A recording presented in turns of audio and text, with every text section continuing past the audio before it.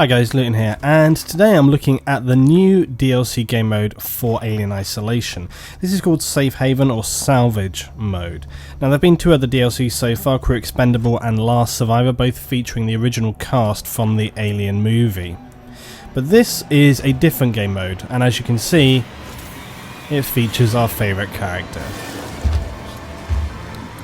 Now the Salvage mode focuses on you having found a safe area of the Sevastopol. That's the main ship within Alien Isolation.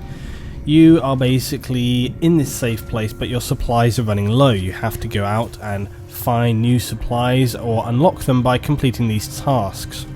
Now the tasks vary from puzzle solving or finding, a various shut-off switch for different devices, things that are going on.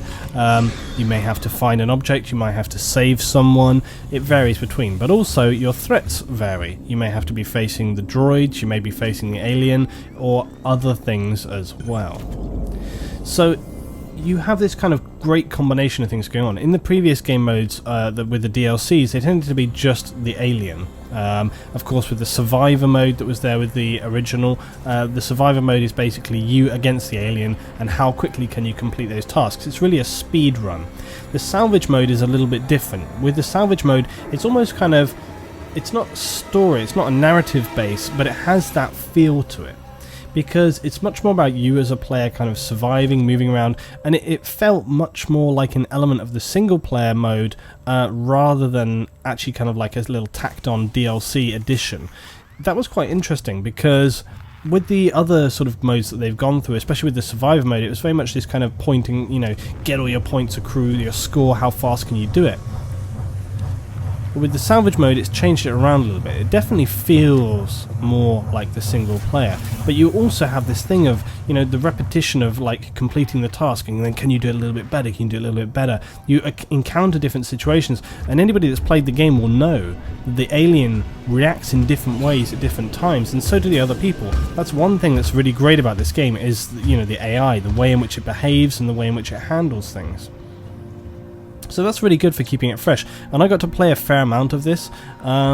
Also, this is the biggest area that they've actually had for the DLC so far. They've got two whole areas in which you can go, and you actually get to choose between those two areas depending on which mission you want. I found out that's a really interesting way of doing it because you start to, depending on your own personal style, approach those situations differently. So it gives you a little bit of a choice into, okay, how am I going to approach those situations? How am I going to deal with it? Whether you're kind of more full-on player, whether you're a much more stealthy player, the different ways in which you, go about your missions is going to have quite a pronounced effect dependent on the area that you choose. And I actually found that I ended up changing up between different areas to better suit my playstyle. So once you have a more of an understanding of the area you're working within, you can really sort of tweak it and change it up, and it benefits. You get, it's interesting with the gameplay how that varies. And also you can challenge yourself by choosing the more difficult area for your certain style. So after you complete each task, you'll come back to here. This is the safe room, which by its nature is safe. You can't be attacked here, and that's very, very nice. It's a nice comforting feeling, very much like with Resident Evil when you go into the safe room.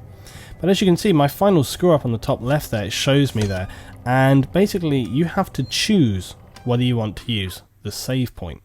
The save point costs you 2,500 points to use, so it's actually quite a significant amount of your score.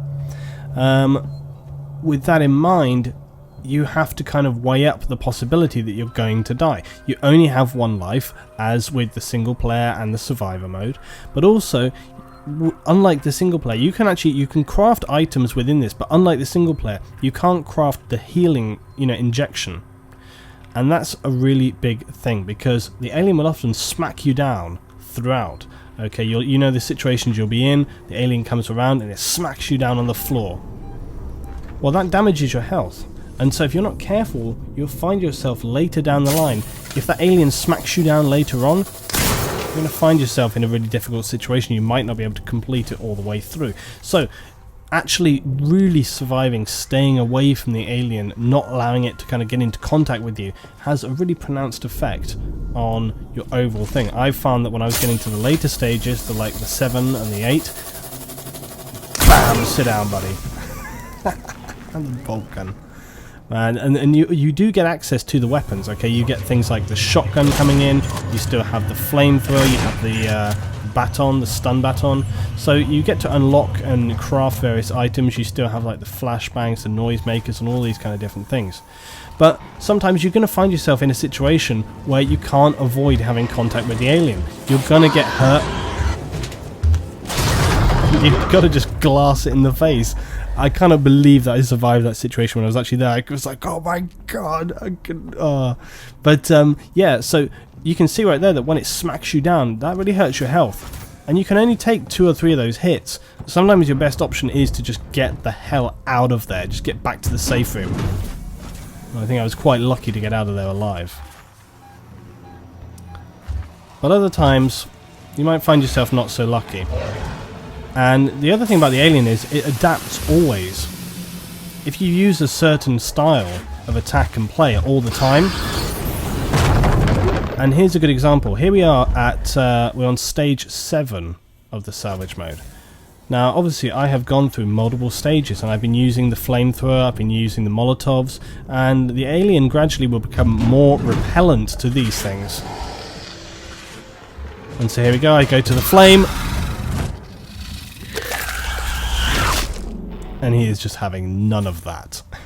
But unlike the survival mode, as I said before, it actually operates over a much kind of wider area between the 2 sections, and you can see there's a great variety in the kind of design of these 2 areas, so it just adds that longevity to it.